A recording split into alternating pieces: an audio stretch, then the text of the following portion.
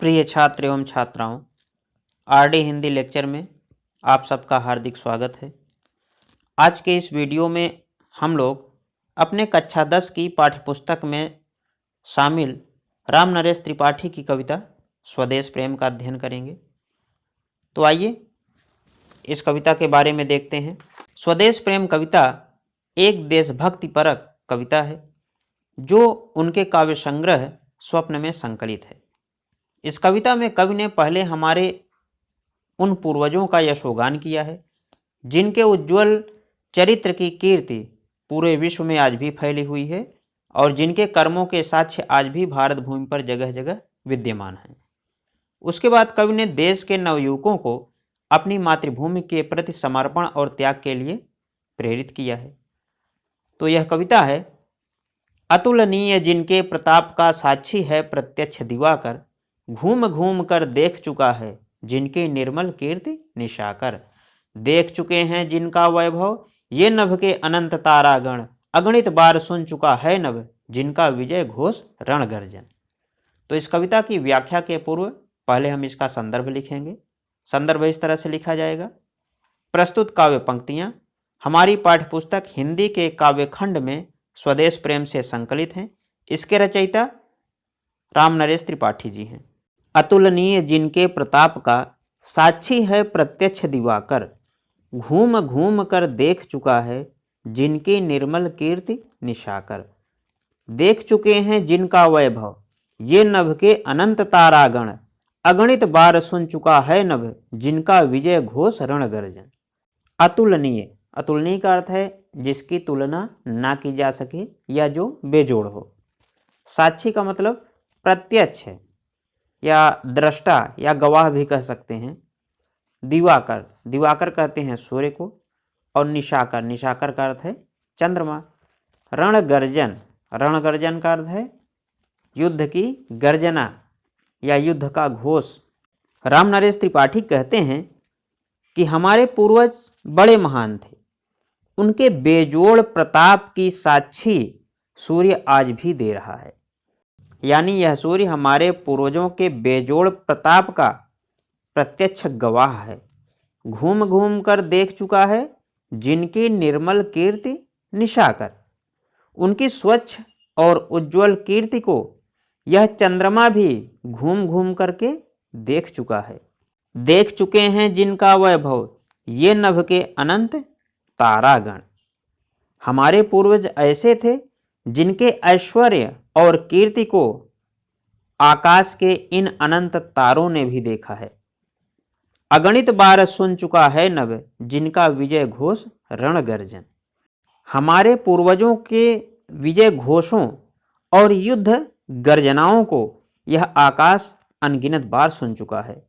अर्थात हमारे पूर्वजों का चरित्र, उनका वैभव, उनका युद्ध कौशल आदि सब कुछ अद्भुत और बेजोड़ था।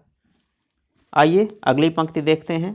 शोभित है सर्वोच्च मुकुट से जिनके दिव्य देश का मस्तक, गूंज रही हैं सकल दिशाएं जिनके जय गीतों से अब तक, जिनकी महिमा का है अविरल साक्षी सत्य रूप हिम गिरिवर, उतरा करते थे विमान दल जिसके विस्तृत वक्ष स्थल पर।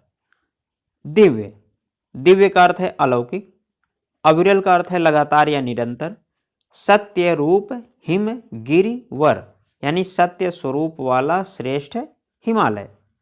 हमारे पूर्वजों के समान ही उनका यह देश भारत भी महान है। उनके इस अलौकिक देश का मस्तक हिमालय रूपी सर्वोच्च मुकुट से सुशोभित है। शोभित है सर्वोच्च मुकुट से जिनके दिव्य देश का मस्तक, गूंज रही हैं सकल दिशाएं जिनके जय गीतों से अब तक। हमारे पूर्वज ऐसे थे जिनके विजय के गीतों से आज भी संपूर्ण दिशाएं गूंज रही हैं, अर्थात गुंजायमान हो रही हैं। जिनकी महिमा का है अविरल साक्षी सत्य रूप हिमगिरिवर। हमारे पूर्वजों की महिमा की साक्षी आज भी सत्य स्वरूप वाला यह श्रेष्ठ हिमालय दे रहा है। इस हिमालय का भी अपना इतिहास है, क्योंकि उतरा करते थे विमान दल जिसके विस्तृत वक्ष स्थल पर। इसी विशाल हिमालय के वक्ष स्थल पर विभिन्न लोकों के विमान समूह बना करके उतरा करते थे। अर्थात हमारे पूर्वजों का इतना प्रताप था कि उनसे मिलने और उनकी सहायता लेने देवलोक के देवता भी अपने विमानों से आया करते थे और उनके विमान इसी हिमालय पर उतरा करते थे। आइए अगली पंक्ति देखते हैं। सागर निज छाती पर जिनके अगणित अर्णव पोत उठाकर पहुंचाया करता था प्रमुदित भूमंडल के सकल तटों पर।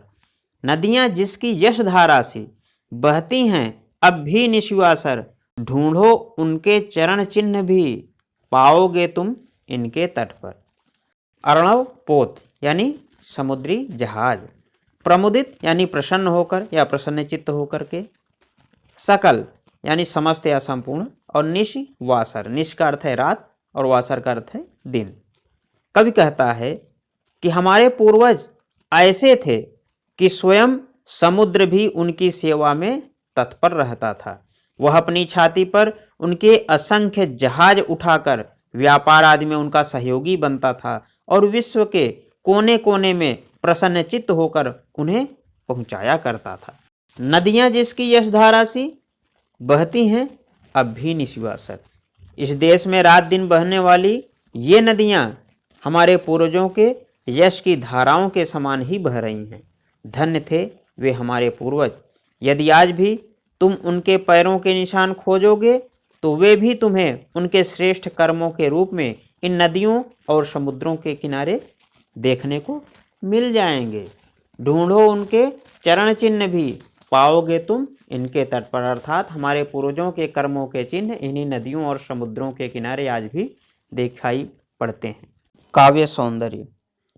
काव्य सौंदर्य में प्रथम बिंदु है, कवि ने हमारे पूर्वजों के गुणों का गरिमापूर्वक गान करने के साथ ही देश प्रेम के भाव को भी व्यक्त किया है। रस, वीर रस है। अलंकार में उपमा, रूपक एवं अनुप्रास अलंकार है। गुण, गुण में ओज गुण है। और भाषा, भाषा इसकी साहित्यिक खड़ी बोली हिंदी है। तो इस प्रकार आज का हमारा यह वीडियो यहीं पर ख़त्म होता है। अगले वीडियो में हम इसकी आगे की पंक्तियों का अध्ययन करेंगे। तब तक के लिए नमस्कार।